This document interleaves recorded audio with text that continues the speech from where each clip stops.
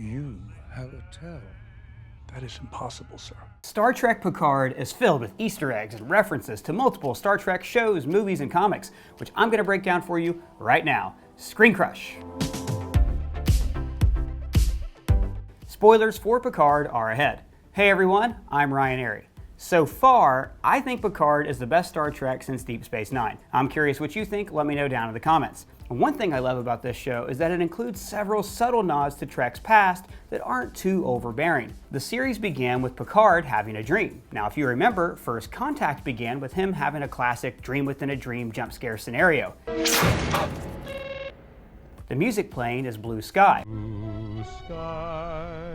which Data sang at Troy and Riker's first wedding in Star Trek Nemesis. Blue skies, smiling at me. Their second wedding was on Beta Z and we never saw that on screen, partially because everybody would have been naked. Moving on, this takes place in the bar 10 forward on Picard's original Enterprise, NCC 1701D. But Data is wearing a uniform that wasn't regulation until after that ship was destroyed, showing the disconnection between dream and reality. Picard is seeing Data as he was in Star Trek Nemesis the last time he saw him, but he's in a more familiar location. The two of them are playing poker. This was a pastime of the Enterprise senior officers, but Picard didn't join the game until the final episode of TNG. 5-card stud, nothing wild. And the sky's the limit. So this series, in a way, is picking up where the last show left off. Outside, we see the disaster on Mars, when several synthetic beings attack the Utopia Planitia shipyards there. Now these are vital shipyards to Starfleet. In fact, the Enterprise and Voyager were both constructed there. This event was already seen in the short film Children of Mars, which you can find on CBS All Access. It's a neat little tie-in to this series that shows how the tragedy was perceived by schoolchildren. Picard's dog is named Number 1, and no, that's not a reference to how many times he has to walk him. It's a nickname that he gave to his first officers. Make it so, Number 1. So I guess that's a compliment to have someone name their dog after you. I mean, it's better than being named after the dog. We're named the dog, Indiana. You are named after the dog? Picard is settled in his family's vineyard, which we saw in the episode Family. In Star Trek Generations, we learned that his entire family was killed in a fire, which is why they're not around now. In the Boston skyline, you'll see this symbol of the Ferengi Alliance, showing that they're doing business in Beantown. The fourth rule of acquisition is Yankees suck. Then we meet Dahj and her Zahian boyfriend. This species is fairly new to Trek. They were in the short Trek Runaway and helped the Discovery crew defeat the AI Control in Discovery Season 2. Dahj has just been accepted into the Daystrom Institute, which we see later in the episode. This name has been popping up since the original Trek series. Dr. Daystrom, this is my first officer, Mr. Spock. It's named after Richard Daystrom, who invented a new AI for the Enterprise that goes rogue, as AIs often do. But this institute has been referenced in nearly every Star Trek series since. I want you to donate my emitter to the Daystrom Institute. The Daystrom Institute will be very disappointed. Cybernetics Division, Daystrom Institute. Dahj, as we learn, is secretly an android who doesn't realize it. She insists that... I'm from Seattle. Just like the sleeper agent Ash Tyler did on Discovery. Where do you hail from, soldier? Seattle. She's attacked by Romulan Black Ops soldiers, and I think this is a clever way to weave this show in with the J.J. Abrams movies. Now, if you remember, the last event we heard about in this timeline was that Romulus was destroyed by a supernova that Spock was trying to stop just before the 2009 Star Trek film. In this show, we learned that Picard was spearheading the rescue of the Romulans, but it was abruptly cut off after synthetics attacked Mars. There's also a comic book, Picard Countdown, that documents these events. The intro is also filled with Easter eggs and symbolism. A shard of glass breaks off the sky, and the gap forms a vine in Picard's vineyard. The broken glass fragment represents Picard returning from the sky and settling on Earth. But he does this because he has broken with Starfleet, hence the shattered glass. The glass fragment falls through a Borg cube, which could symbolize his time as a drone, but probably foreshadows the reveal that the Romulans have made their home on a Borg ship. The glass falls between crystals that slowly form into DNA strands, showing the creation of artificial life made from human flesh. These strings form the iris of an eye, calling back to the opening of First Contact. And that iris becomes Romulus being destroyed in a supernova. Then this shard returns to Picard. This shows that he's going to be made whole again after his spirit was broken by Starfleet's decision to abandon the Romulans. Picard still likes his tea, but since he's getting older, he drinks it decaf. Earl Grey. Decaf. And did you know that in almost 200 TNG episodes, he only orders this tea 7 times? How'd you like your tea? Tea? Earl Grey, hot. His 2 live-in Romulans used to be Secret Service agents who fell in love and defected to the Federation. They also appear in Picard Countdown issue number 2.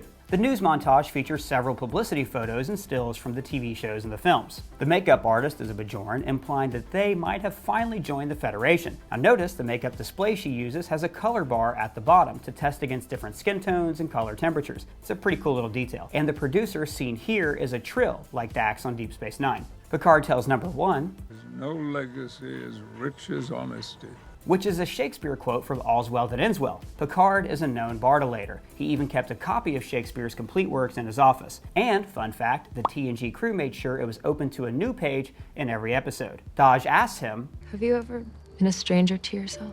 And he replies, "Many, many times." Now this calls back to two of the all-time best TNG episodes, Best of Both Worlds, where Picard is assimilated by the Borg, and Inner Light, when a probe makes Picard mentally relive an entire lifetime on a planet that died hundreds of years ago. Man, that's a great episode. He goes to the Starfleet Archive Museum in San Francisco, the location of Starfleet headquarters. His archive room is filled with Easter eggs. There's the USS Stargazer, where he had his first command, and a similar model was in his ready room on the Enterprise. And there's a model of the classic Enterprise D, as well as the shuttle from the Enterprise E that was nicknamed Captain Jot. There's also his complete works of Shakespeare, a Klingon Batleth, and my favorite archive Easter egg, the Picard Day banner from Season 7. Wouldn't you agree, number one? This was made by the kids who lived on the Enterprise, who celebrated Picard Day once a year. Notice not all the kids were human, judging by this little handprint. Picard finds a painting of Data's, and Data did paint quite often on the show. I believe you could say I have been inspired. I kind of wish they would have included his cat Spot taxidermied in the background. Wouldn't that be weird? Everyone would be talking about that today. Like, why was there a dead cat in the background of Picard? Oh man, remember when Data found Spot in Generations?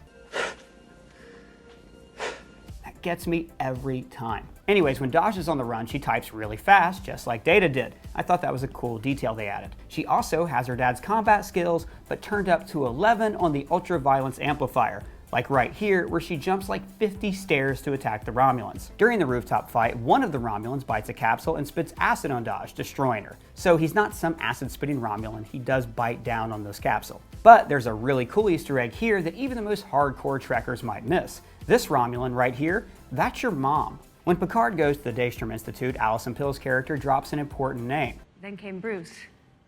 Maddox. Maddox was first seen in the classic episode Measure of a Man, when he wanted to dismantle Data to replicate him and create a synthetic army. And there was a trial where Data was ruled to be a sentient being. I formally refuse to undergo your procedure. But Data and Maddox stayed in touch over the years because androids don't hold grudges. In the episode Data's Day, he records his daily routine for Maddox to analyze. It's revealed that Daj is Data's daughter, created by Maddox. In the TNG episode The Offspring, Data did create his own daughter, Lol, but her positronic matrix failed and she died. Laughter. Painting family. Humor. The Federation banned androids, just like they banned genetic engineering after the eugenics wars. She has the android B4 in a drawer, and they pretty well recap his history from Star Trek Nemesis. The end of that movie implies that B4 could have been a plot device to resurrect Data. But I'm glad the show kept Data dead and instead further examined the ramifications of artificial life on Federation society, which is the nerdiest thing I've ever said.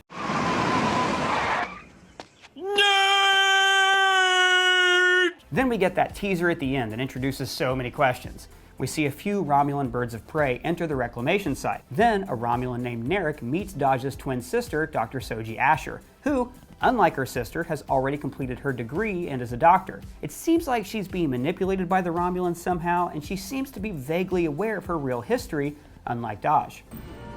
My father made it. One for me and one for my sister. I'm a twin. Narek mentions, I had a brother.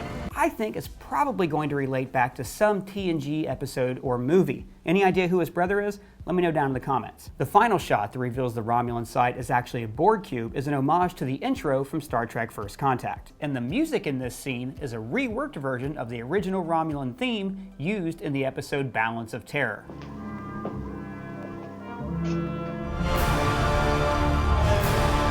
So the Romulans are definitely up to something, using Borg drones for experimentation, doing their own development of artificial life. But what did you guys think of the pilot? Let me know in the comments below. And if it's your first time here, please subscribe. For Screen Crush, I'm Ryan Airy.